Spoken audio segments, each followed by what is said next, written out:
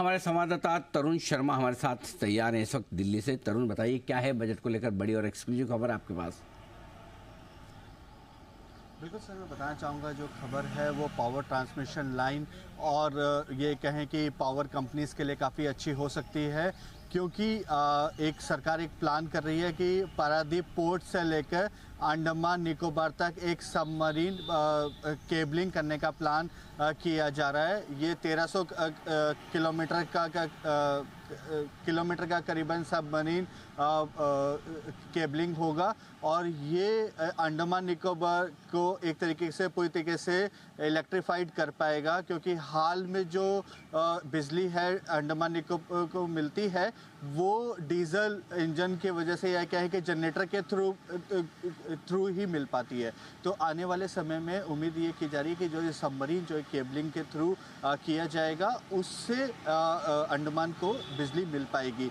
इसके लिए एक पावर मिनिस्ट्री में डिस्कशन ऑलरेडी हो चुका है, क्योंकि ये जो प्रोजेक्ट है ये अंडर द सी है, तो कहीं ना कहीं मिनिस्ट्री ऑफ होम अफेयर्स का भी इसमें अप्रूवल की ज़रूरत है। तो उस अप्रूवल के लिए ये भेजा गया है और उम्मीद ये की जा रही है कि बजट के अंदर इसके बारे में चर्चा हो सकती है। और जो हमारे सोर्सेज हैं वो बता रहे हैं कि जो इस पूरे प्रोजेक्ट का जो बजट है वो 25,000 से 30,000 करोड़ के आसपास रह सकता है। और ये एक तरीके का पहला प्रोजेक्ट होगा पूरे देश के अंदर जो अंडरग्राउंड पावर केबलिंग का होगा। इस समय देश के पास अंडरग्राउंड पावर केबलिंग करने की टेक्नोलॉजी उपलब्ध नहीं है। जो टेक्नोलॉजी है वो बाहर से इंपोर्ट की जाएगी, लेकिन अंडमान को इलेक्ट्रीफाई करने का ये एक सबसे सस्ता रूट हो सकता है, क्योंकि वहाँ पे बाकी जो रूट्स हैं वो काफ़ी एक्सपेंसिव हैं या वो वहाँ पे इम्प्लीमेंट कर पाना काफ़ी मुश्किल है। इस वजह से ये जो प्रोजेक्ट है इस पे सबकी नज़र है और उम्मीद ये की जा रही है कि बजट के अंदर इस पर चर्चा की जाए और जल्द ही इसको मिनिस्ट्री ऑफ होम अफेयर्स से इस प्रोजेक्ट को अप्रूवल मिल जाए। ठीक बात है। L&T और स्टरलाइट पावरटेक ये दो कंपनियां हैं जो इसमें आगे बढ़ सकती है, क्योंकि स्टरलाइट पावरटेक अनलिस्टेड है, L&T इसलिए हम आपको दिखाने के हो सकता है उनके हाथ ये प्रोजेक्ट लगे या इन पर चर्चा हो। लेकिन फिलहाल जो खबर दे रहे हैं तरुण वो बहुत इंपॉर्टेंट है कि पारादीप से लेकर अंडमान के बीच में समुद्र के अंदर एक केबल बिछाई जाए जिसके जरिए पावर सप्लाई की जाए, जिससे कि पावर सप्लाई अनइंटरप्टेड रहे, बिल्कुल कभी रुके ना, बाधा ना है और सस्ती भी पड़े। तो तरुण, आप जैसे अपनी स्टोरी बहुत मजबूती से करने के लिए जाने जाते हैं, एकदम पूछ ठोक बजा के, तो आज ये जो मैं आपका बैकग्राउंड देख रहा हूँ आप अंडमान से ही कर रहे हैं स्टोरी सब?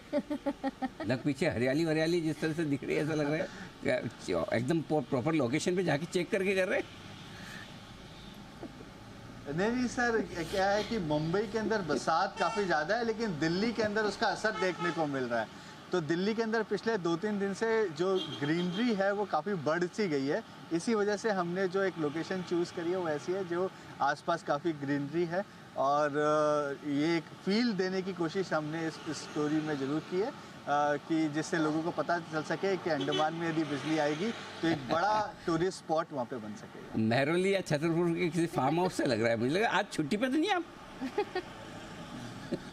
नहीं सर, बिल्कुल सर, ये लुटियंस दिल्ली है सर। अरे वाह, क्या बात है। लेकिन जो कह रहे हैं कि पिछले 2-3 दिन में इतनी हरियाली बढ़ी है दिल्ली में, मैं तरुण को और बंसल जी और राकेश जी सबको साफ कर देना चाहता हूँ, मेरा उसमें कोई लेना नहीं। तो फिर कल को ये ना कहे कि आप 2 दिन पहले आके गए यहाँ हरियाली बढ़ गई, तो ऐसा मतलब ये बारिश की वजह से हुआ है जो कुछ भी हुआ है।